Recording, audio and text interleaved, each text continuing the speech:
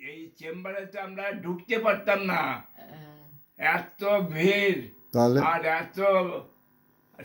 এত সাহায্য করেছেন আপনি। তাহলে তাহলে বর্তমানের রিপ্রেজেন্টেটিভরা বলে তারপরে এই মৌলিক বাড়ি সবার জন্য কত না কিছু করেছো।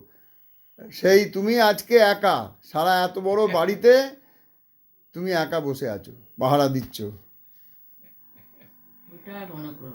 তবে সেইটা একটা বিরাট ইয়ে না। একটা- সবাই তোমার খোঁজ রাখে, এখনো মেয়েরা তো পাশে আছে তোমার, সব মেয়েরা তোমার খোঁজ রাখে, সবাই ভালোবাসে তোমাকে। আর তাছাড়া নাতি নাতনি আর সবাই একটা- কত তোমাকে ভালোবাসে, সবাই। আমার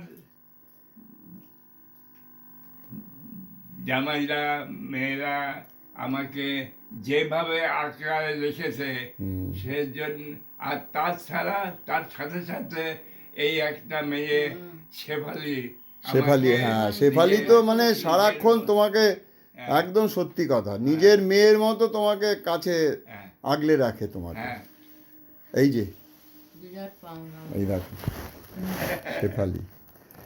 শেফালি পাশে যাও একবার, বাবার পাশে যাও, যাও না একবার। এই যে আমাদের শেফালি বাবাকে একদম নিজের বাবা মনে করে মেয়ের মতো থাকে পাশে, সমস্ত কিছু দেখাশোনা থেকে শুরু করে কী না করে। আমরা একদম সবাই খুব কৃতজ্ঞ ওনার প্রতি, ভীষণ ভীষণ ভালো। ঠিক আছে, বসো। তো যাই হোক, এখন আমরা আসছি। তুমি একটু গুছিয়ে শোনো না, বসো বসো বসো বসো বসো বসো বসো।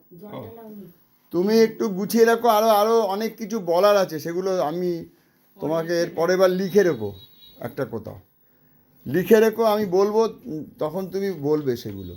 যশোর থেকে কিভাবে আসলে, এখানে কিভাবে দাঁড়ালে, এখানে রুগীদের দেখতে, তারপরে সবাইকে মানুষ করলে এক জায়গায়, এত বড় সংসার টেনেছো এত বছর ধরে, সবাইকে মানুষ করেছো।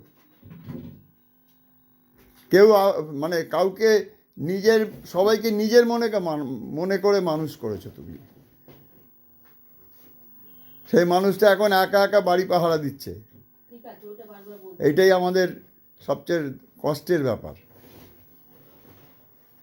যাই হোক, ভালো থেকো, সুস্থ থাকো, সবসময় আনন্দে থাকো। সবাই আমরা তোমার পাশে আছি, চিন্তা করবে না। যখন যেটা দরকার ফোন করে দেবে, চলে আসবো আমরা। জলি আছে, শেলি আছে, বেবি আছে, ছবি আছে, তোমার নাতনিরা আছে, দিয়া, ওইদিকে দিয়া আছে পাশে, গুড়িয়া আছে হায়দ্রাবাদে, পলি আছে।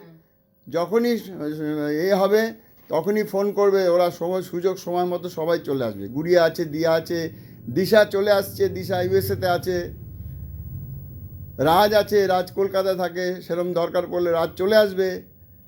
সবাই তোমার পাশে আছে।